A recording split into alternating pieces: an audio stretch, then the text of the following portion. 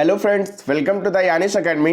मैं हूं दानिश अंसारी और आज मैं आपके सामने लेके आया हूं संविधान की क्लास, जो कि संविधान की आज हमारी ये दूसरी क्लास होगी। इससे पहले हमने पहली क्लास लिया हुआ है, वो संविधान के परिचय के बारे में उसमें हमने बताया है। आज हम पढ़ने वाले हैं कैबिनेट मिशन योजना, जिसकी शुरुआत 1946 में होती है। ये हमारी क्लास सुपर टेट और यूपी टेट की अगर आप तैयारी कर रहे हैं तो आपके लिए बहुत ही लाभदायक होने वाली है। चलिए शुरू करते हैं आज की कैबिनेट मिशन योजना की क्लास। देखिए, जो कैबिनेट मिशन योजना है इसको मंत्रिमंडल योजना भी कहा जाता है और इसकी शुरुआत कब से हुई है तो ये 1946 में कैबिनेट मिशन योजना का ये लोग कैबिनेट मिशन योजना बनाते हैं, जिसको मंत्रिमंडल योजना भी कहा जाता है, जिसकी शुरुआत 1946 में होती है। चलिए आगे बढ़ते हैं और जानेंगे कि कैबिनेट मिशन योजना होता क्या है। कैबिनेट मिशन योजना जो है इसके बारे में थोड़ी सी चर्चा करेंगे कि ये जो कैबिनेट मिशन योजना है इसी के तहत भारत के संविधान का निर्माण किया गया है। इतनी चीजें आपको ध्यान में रखना है कि कैबिनेट मिशन को मंत्रिमंडल योजना कहते हैं और ये कब शुरुआत होता है, 1946 में ये कैबिनेट मिशन योजना बनती है। और ये कैबिनेट मिशन योजना जो बनती है ये सिर्फ और सिर्फ भारत के संविधान की गणना करने के लिए या फिर उसके निर्माण के लिए कैबिनेट मिशन योजना का निर्माण किया जाता है। चलिए आगे बढ़ते हैं और मेन टॉपिक पे हम पहुंचते हैं। देखिए, कैबिनेट मिशन योजना के तहत भारत के संविधान का गठन किया गया। एक मिनट, थोड़ा सा मैं कलर इसका चेंज कर ले रहा हूं। देखिए, जो कैबिनेट मिशन योजना है इसी के तहत भारत के संविधान का गठन किया जाता है, भारत के संविधान को बनाया जाता है। और जो ये कैबिनेट मिशन योजना होती है इसमें 3 सदस्य शामिल थे। ठीक, इसमें 3 सदस्य शामिल थे। कौन कौन थे? एक AB अलेक्जेंडर थे जो कि नौसेना थे, एक पैथिक लॉरेंस थे जिन्हें भारतीय सचिव बनाया गया और एक स्टुअर्ट क्रिप्स थे। ठीक, ये 3 लोगों को शामिल किया जाता है और इसमें 3 सदस्य थे कैबिनेट मिशन योजना में। चलिए आगे बढ़ते हैं और कुछ और चीजें हैं जिसके बारे में जानेंगे। देखिए, 1945 में इंग्लैंड के प्रधानमंत्री के रूप में क्लीमेंट एटली को चुना गया। उन्होंने ही 3 मंत्रियों को भारत के संविधान के लिए भेजा। जो पीछे मैंने 3 मंत्री बताए हैं, AB अलेक्जेंडर, पैथिक लॉरेंस और क्रिप्स, ये जो तीन मंत्री थे इनको भारत किसने भेजा? तो भारत किसने भेजा? क्लीमेंट एटली ने भेजा। क्लीमेंट एटली कौन थे? ये 1945 ईस्वी में इंग्लैंड के प्रधानमंत्री चुने जाते हैं। इंग्लैंड के प्रधानमंत्री के रूप में चुने जाते हैं। कौन? क्लीमेंट एटली। ये जो क्लीमेंट एटली होते हैं यही क्रिप्स आंदोलन के बाद, क्रिप्स आंदोलन फेल हो जाती है, उसके बाद क्लीमेंट एटली जब प्रधानमंत्री इंग्लैंड के बनते हैं 1945 ईस्वी में, तो ये 3 मंत्रियों को भारत भेजते हैं। 3 मंत्रियों को भारत भेजते हैं क्या करने के लिए? भारत के संविधान के निर्माण के लिए। भारत का जो संविधान है उसके निर्माण के लिए ये 3 मंत्रियों को भेजते हैं, जिसमें कौन कौन शामिल है? AB अलेक्जेंडर शामिल है, पैथिक लॉरेंस शामिल है और क्रिप्स महोदय शामिल है। ये तीनों मंत्री भारत आते हैं और भारत के संविधान का निर्माण करने के लिए क्लीमेंट एटली इनको 1945 ईस्वी में भेजते हैं। इतनी बातें क्लियर हुई। चलिए आगे बढ़ते हैं, कुछ और चीजें जानेंगे। देखिए, संविधान सभा में 389 सदस्य निर्वाचित हुए, जिनमें से 292 सदस्य ब्रिटिश प्रांत के थे, 93 देशी रियासत के थे और 4 सदस्य कमिश्नरी क्षेत्र के लिए चुने गए। कौन कौन से? आपको ध्यान में रखना है कि संविधान सभा का जब निर्माण होता है तो उसमें निर्वाचित जो होते हैं 389 जो होते हैं, 389 निर्वाचित हुए, जिसमें से 292 सदस्य हैं। कौन? 292 सदस्य। ये क्या है? ये ब्रिटिश प्रांत के हैं। ये ब्रिटिश प्रांत के हैं और इसमें पूछा जाता है कि कितने देशी रियासत के थे, तो देशी रियासत के 93 लोग थे और कमिश्नरी क्षेत्र के कितने थे? तो इसमें 4 थे। कमिश्नरी क्षेत्र के 4 इसमें शामिल किए गए। और कमिश्नरी क्षेत्र के कौन कौन से? दिल्ली है, कुर्ग कर्नाटक है, अजमेर मेवाड़ है और बलूचिस्तान। यही हमारा कमिश्नरी क्षेत्र 4 है। ठीक, आगे बढ़ते हैं और अब बात करेंगे। देखिए, संविधान सभा के सदस्यों का निर्वाचन प्रांतीय विधानसभाओं के सदस्यों के द्वारा अप्रत्यक्ष रूप से हुआ था। जो संविधान सभा के सदस्यों का निर्वाचन हुआ है उसमें ये अप्रत्यक्ष रूप से होता है। ठीक, ये प्रत्यक्ष रूप से ना होकर अप्रत्यक्ष रूप से होता है। और कैसे होता है? प्रांतीय विधानसभाओं के सदस्य के द्वारा ये निर्वाचन किया जाता है। ठीक, इसमें 296 सदस्यों का निर्वाचन होता है, 296 सदस्यों का इसमें निर्वाचन होता है और 93 देशी रियासत के सदस्य इसमें मनोनीत किए जाते हैं। ठीक, 296 जो होते हैं इनका निर्वाचन होता है, लेकिन जो 93 लोग हैं, 93 देशी रियासत का क्या होता है? इसमें उनको मनोनीत किया जाता है। चलिए आगे बढ़ेंगे और इसमें हम जानेंगे कि ये जो चुनाव होता है इसमें किसको कितनी सीटें मिली थी। जो हमारा चुनाव हुआ कैबिनेट मिशन योजना में, इसमें किसको कितनी सीटें मिली इसके बारे में हम जान लेते हैं। देखिए, सबसे पहले बात करेंगे कांग्रेस की, तो कांग्रेस को इसमें 208 सीटें मिली। कितनी मिली? 208 सीटें मिली। महिला सबसे ज़्यादा इंपॉर्टेंट आपका यही है कि चुनाव सीट में महिलाओं को कितनी सीटें मिली, तो आपको ध्यान में रखना है कि 15 सीटें मिली। ठीक, महिलाओं को 15 सीटें मिलती हैं, अनुसूचित जाति को 26 मिलती हैं और अनुसूचित जनजाति को 33 मिलती हैं। बाकी जो अन्य होते हैं उनको भी 15 मिलती हैं और महिलाओं को भी 15 मिलती हैं।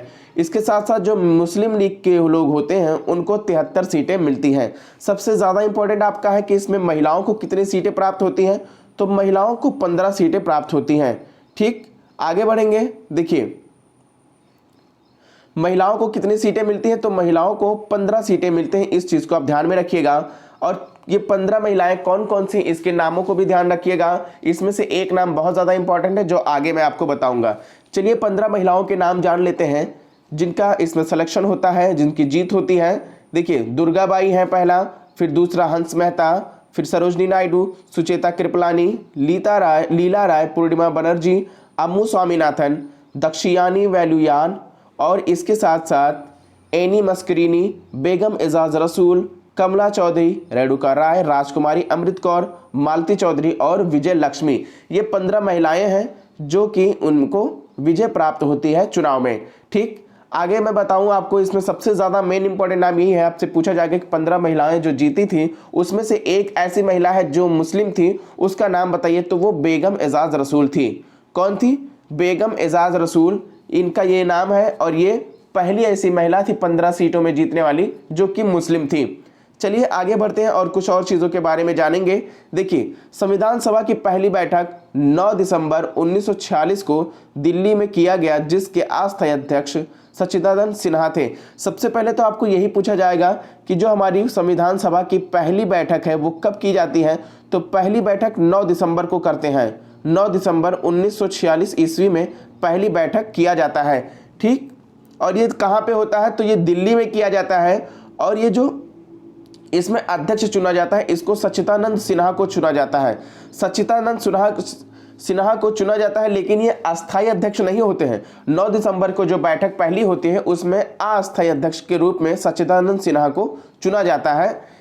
ठीक, और ये दिल्ली में होता है। और पहली बैठक कब होती है, आपको इतनी चीज़ें ध्यान में रखना। बहुत सारी क्वेश्चन यहाँ से बनेंगे कि पहली बैठक कब होती है संविधान सभा की, तो 9 दिसंबर 1946 को होती है। इसमें सदस्य जो होते हैं, इसमें अध्यक्ष जो बनता है वो अस्थायी अध्यक्ष की इसमें निर्वाचन होता है और सच्चिदानंद सिन्हा को इसमें चुना जाता है। याद रखिएगा, ये अस्थायी अध्यक्ष नहीं होते, अस्थायी अध्यक्ष सच्चिदानंद सिन्हा होते हैं। उसके बाद 2 दिन के बाद, दो दिन का गैप है, 3 बैठक होती है, आपको 3 बैठक याद रखना है और सब में 2 दिन का गैप है। ठीक, 9 दिसंबर को हो गया। उसके बाद 2 दिन के बाद 11 दिसंबर को दूसरी बैठक होती है। 11 दिसंबर 1946 को दूसरी बैठक होती है और इसमें डॉक्टर राजेंद्र प्रसाद को संविधान सभा का अस्थायी अध्यक्ष चुना जाता है।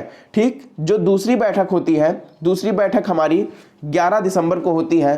कब होती है? 11 दिसंबर 1946 ईस्वी में होती है और इसमें हमें अस्थायी अध्यक्ष मिलता है। ठीक, संविधान सभा का। तो संविधान सभा के अस्थायी अध्यक्ष की जब भी बात करेंगे तो ये डॉक्टर राजेंद्र प्रसाद का चुनाव होता है। इसमें राजेंद्र प्रसाद, इनको अस्थायी अध्यक्ष चुना जाता है। और इसी के साथ साथ दूसरी जो बैठक होती है हमारी संविधान सभा की, इसमें एच.सी. मुखर्जी, टी. कृष्णाचारी को उपाध्यक्ष बनाया जाता है। अध्यक्ष कौन बनता है? डॉक्टर राजेंद्र प्रसाद को बनाया जाता है संविधान सभा का। और उपाध्यक्ष किसको? एच.सी. मुखर्जी, टी. कृष्णाचारी को उपाध्यक्ष बनाया जाता है। पहली बैठक कब होती है? याद रखिएगा, 9 दिसंबर को। दूसरी बैठक 11 दिसंबर को होती है और तीसरी बैठक हमारी 13 दिसंबर को होगी, जिसके बारे में आगे हम जानेंगे। अब बात करेंगे तीसरी बैठक की। 13 दिसंबर 1946 में पंडित जवाहरलाल नेहरू के द्वारा संविधान सभा में उद्देश्य प्रस्ताव लाया गया, जिसे संविधान सभा के द्वारा स्वीकार किया गया। ठीक, ये तीसरी बैठक होती है हमारी, जो कि कब होती है? ये 13 दिसंबर 1946 में होती है। इसमें जो पंडित जवाहरलाल नेहरू रहते हैं, इनके द्वारा संविधान सभा में उद्देश्य प्रस्ताव लाया जाता है। किसके द्वारा? तीसरे संविधान सभा की बैठक में, यानी 13 दिसंबर 1946 की जब भी बात करेंगे तो इसमें पंडित जवाहरलाल नेहरू के द्वारा उद्देश्य प्रस्तावना संविधान सभा में लाया जाता है, जिसको संविधान सभा के जितने लोग रहते हैं उसको वो स्वीकार कर लेते हैं। ठीक, इसमें श्री BN राव को संवैधानिक सलाहकार बनाया जाता है। इतनी चीजें आपको ध्यान में रखना है कि संवैधानिक सलाहकार किससे बनाया गया, तो वहां पे BN राव को संवैधानिक सलाहकार बनाया गया। इसके साथ मैं आपको बताऊं कि संविधान के समस्त प्रारूप पर 114 दिन की बहस चली। जो संविधान के समस्त प्रारूप थे उस पे 114 दिन की बहस चलती है, आपको इतनी चीजें ध्यान में रखना है। और इसमें 284 सदस्यों ने प्रारूप पर हस्ताक्षर कर अपनी सहमति प्रदान की, जिसमें 8 महिलाएं भी शामिल थी। आपको ध्यान रखना है कि संविधान के समस्त प्रारूप पर कितने दिन की बहस चली, तो 114 दिन की बहस चली। कितने दिन की? 114 दिन की बहस चली। इसमें 284 लोगों ने सिग्नेचर किया। इस प्रस्तावना पे 284 लोग सिग्नेचर करके सहमति प्रदान करते हैं। और इसमें जो 284 लोग होते हैं इसमें 8 महिलाएं भी शामिल होती हैं। 8 महिलाएं भी इसमें शामिल होती हैं। इस चीज को आपको ध्यान में रखना है। ठीक, एक चीज मैं आपको यहां पे बताऊं कि संविधान सभा में 395 अनुच्छेद, 8 अनुसूची और 22 भाग थे।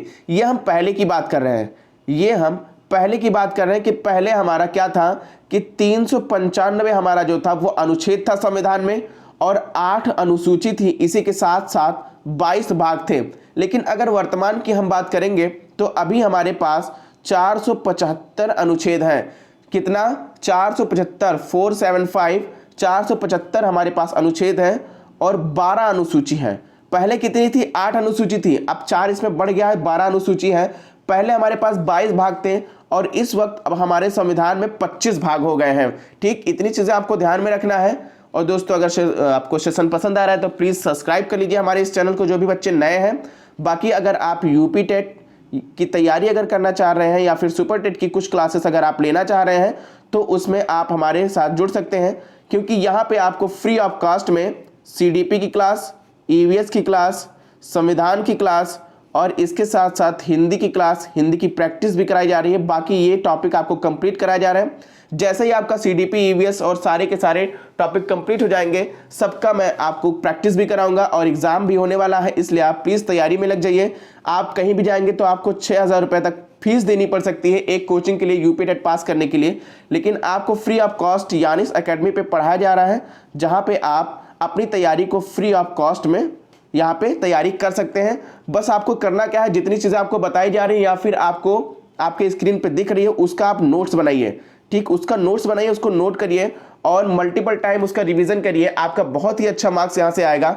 चलिए दोस्तों, मिलते हैं अगले क्लास में। अगर आपको सेशन पसंद आया तो प्लीज़ लाइक करिए, शेयर करिए, कमेंट करिए। जो भी लोग यहाँ पे भाई बहन मेरे नए हैं वो यानिस एकेडमी को सब्सक्राइब कर लें, बाकी लोगों तक शेयर करें।